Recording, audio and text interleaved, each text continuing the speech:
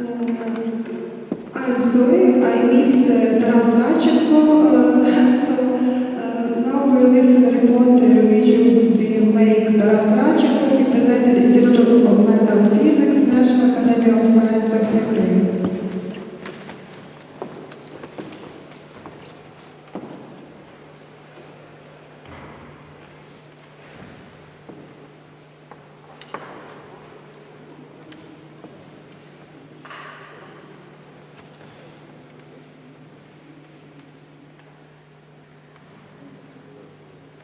Dear colleagues, as you can read, the title of my report is Effects of Spatial Configurations of Adatoms on Electron Transport in Graphene. Historical theories can be divided according to the materials in production, from stone, bronze, and iron ages to the modern times of steel and last about 60 years of silicon. These materials define the challenges for the human civilization. Currently, we are on the threshold of not only social and political changes which take place in the world, and particularly in our country, but also on the area of dominance of one of the most common elements in the Earth, carbon. Among all carbon electrodes, graphene structure is although it's not a primitive probability, but is the simplest. Even native bees can build graphene honeycombs. Nowadays, prospective applications for graphene are quite common. Therefore, to save the time, I will skip this slide. Our study of influence of various configurations of effects on electronic and transport properties of graphene are motivated by a series of experimental and theoretical reports. In one of them, experimental increase of conductivity in graphene have been attributed to the enhancement of the correlation of potassium and atoms in graphene layers. Almost synchronously, this theoretical study was sustained, was completed by analytical results in Bosman approach in board approximation. Therefore, a necessity to check to compare these results by the exact numerical simulation arose. But being interested in this study, we have gone further and considered not only a case of correlation for effects, but also a case for their order distribution. Moreover, direct observation of moderate hydrogen atoms have been revealed experimentally by the scanning tunnel microscope this year. To perform our computer experiment, we have reconstructed computer code according to the algorithm you can see on this slide. To calculate the conductivity, we have to calculate electronic density of states and diffusivity. To calculate those, we calculated diagonal elements of Green's function using continuous fraction technique and tridimensional procedure for the electronic matrix. To calculate diffusion coefficient, we solved Schrödinger equation numerically. In the time-beating model, a Hamiltonian matrix has 5 non-zero diagonals, and this matrix contains up to 50 million elements. For the largest graphene sample we have considered, it is about 7 million of atoms, which corresponds to the size about 400 by 400 nanometers. The tridimensionalization procedure was the most time-consuming.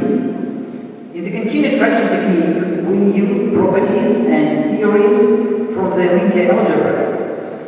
And truncation of the continuous fraction doesn't affect the ultimate result. At the initial time, the wave packet was located in the center of graphene. Its temporal propagation was governed by the Schrödinger equation, which we solved numerically using the Chebyshev polynomials. Obtained patterns for the positions of wave package at different times visualize its propagation.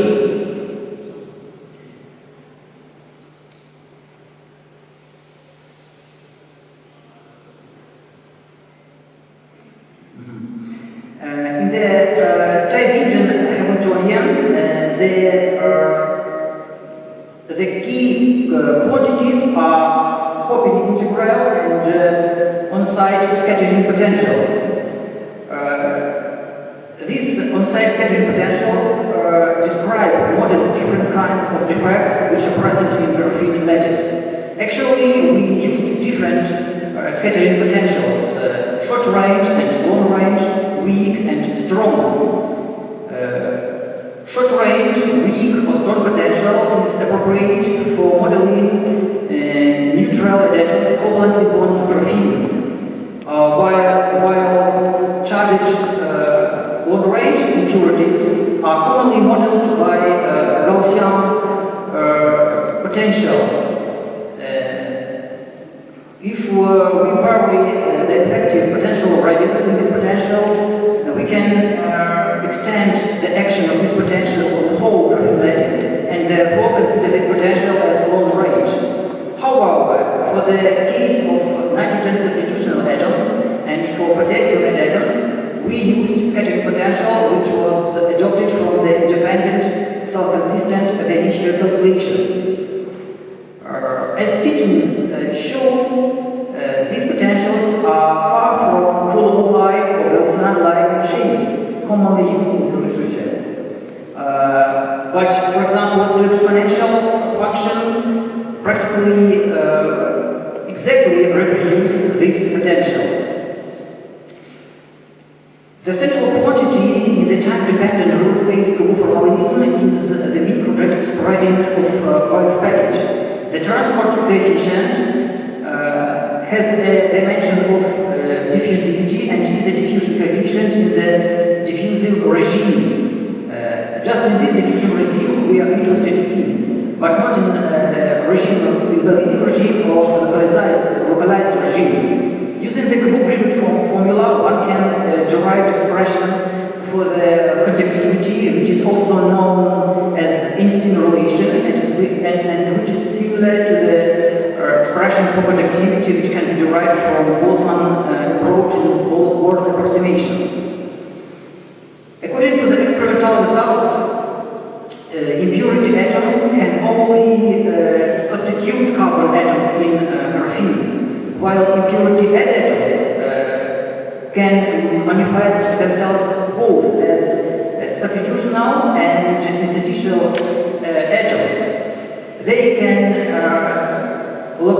can reside on different so-called high symmetry adsorption sites. They are pole site above the center of hexagon, top side directly above the carbon atom, and bridge side above the middle of CC bond. In case of short range potential distribution, practically coincides with the distribution of defects of scatterers, while for the long range potential, the positions of scatterers are similar. Note that correlation we modeled introducing the pair distribution function, which is dependent on correlation of length or so-called correlation of radius. This radius defines the minimal possible distance between any two impurities. In case of watering, we consider different superstructures or superlattices with certain stoichiometry. For example, in upper calculation, we considered three types of stoichiometry: one 32nd, one 16th, and one 8th. The calculated density of states has a pronounced peak in the vicinity of Dirac point, which is reflected to the impurity band. One can see also one of singularities which smear for long-range potential. In case of ordering, we can see the discrete energy peaks. The reason of this peaks is the strong periodicity of the scattering potential. The central result of this slide is that band gap may open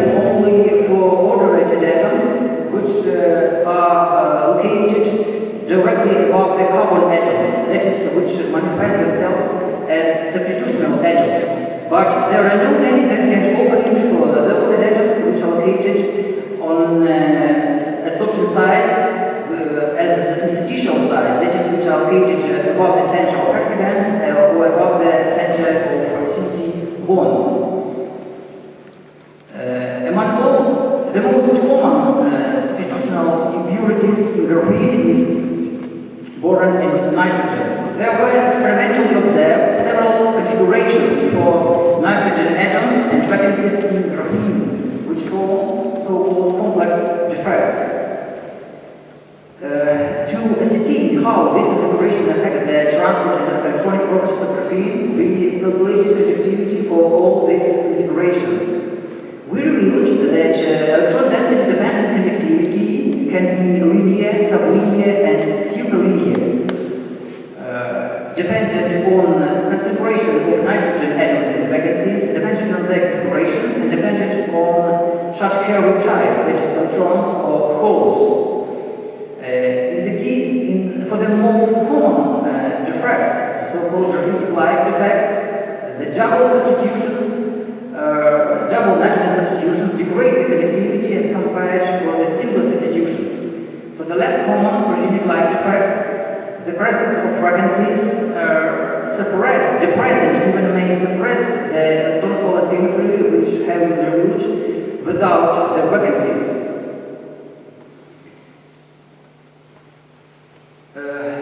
Due to the short range scattering potential, its distribution practically visualizes the position of nitrogen substitutional atoms in graphene. The oscillation, the energy peaks on the Jaws curves manifest themselves on curves for conductivity. You can also see a small band gap for the insect, which widen as impurity content increase. The central result of this slide is that correlation and ordering of nitrogen substitutional atoms enhance the conductivity as compared with the random position in several or even tens times.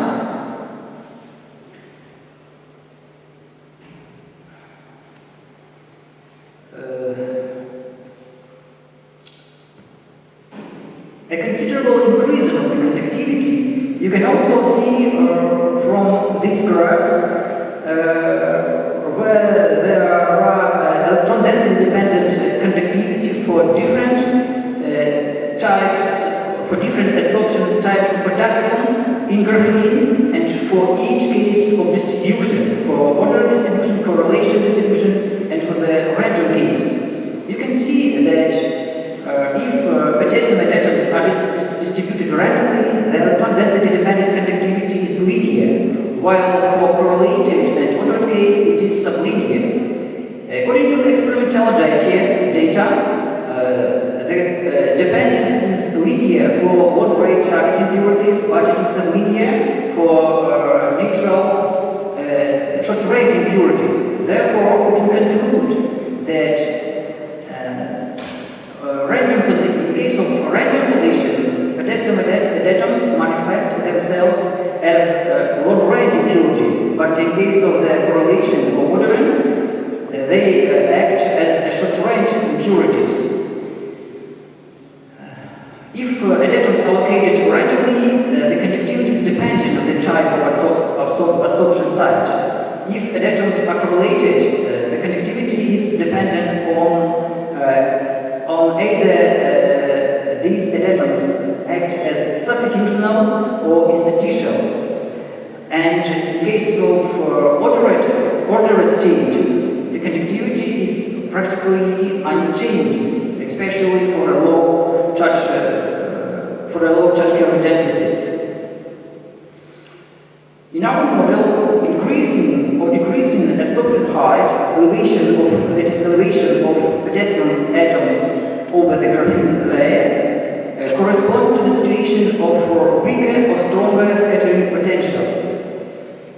Although experimental data reads that absorption absorption height of potassium is about 2 or 3 angstrom. In our calculations for completeness, we use a wide range for absorption height up to 3.6 angstrom, including zero absorption height for the potassium adatoms, which are located above the center of hexagon. That is, which manifest strongly as spatial adatoms. We reviewed that in case of for the range of correlated adatoms, the conductivity scales approximately linearly with absorption height, while for ordered case, the conductivity is practically unchanged for realistic values for absorption height and for whole and in all range for whole densities. So, from our numerical calculations, we can conclude that a variety of different configurations of point defects in graphene can serve as additional tool not only to perfect the conductivity, but also to govern, to tailor, to control them, namely to open band gap, to change the electron density dependent conductivity, to increase the conductivity up to several or even dozen times, and finally to depress or even suppress electron density asymmetry in electron and holes conductivity. Thank you. Thank you. Maybe questions?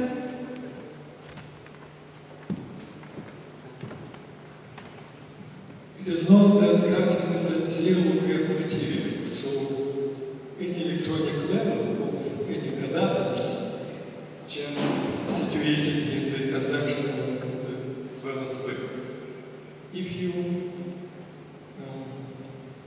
use ordered adatoms, not randomly spread over the lattice, is it possible that they are forming some kind of superlattice? Yes, of course. Can it manifest itself as additional energy bands or gap? Yes, it's possible according to the experimental result on this slide. You can see direct observation of ordered position for adatoms.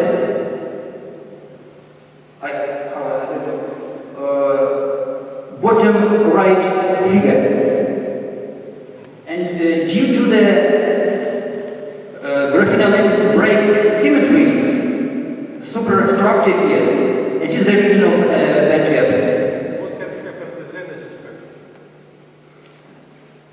Energy peaks oscillations appear in density of states and hence in conductivity. I have shown this slide, for example.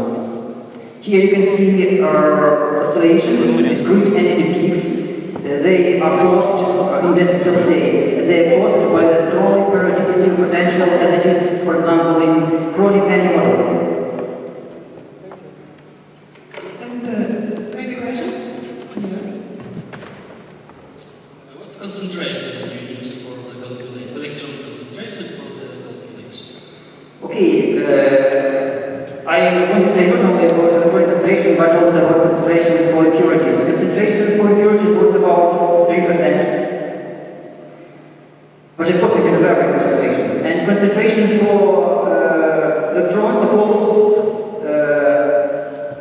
you can see it's a relative charge carrier density 0.06 concentration for electrons.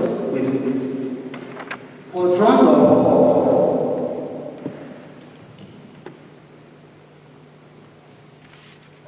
It's larger, these concentrations are larger than those are typically used in experiment. Why?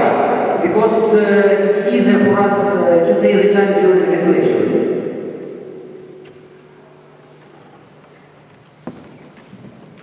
Okay, and if you have a large concentration, then maybe you should use the Poisson equation to define the self-existent approximation for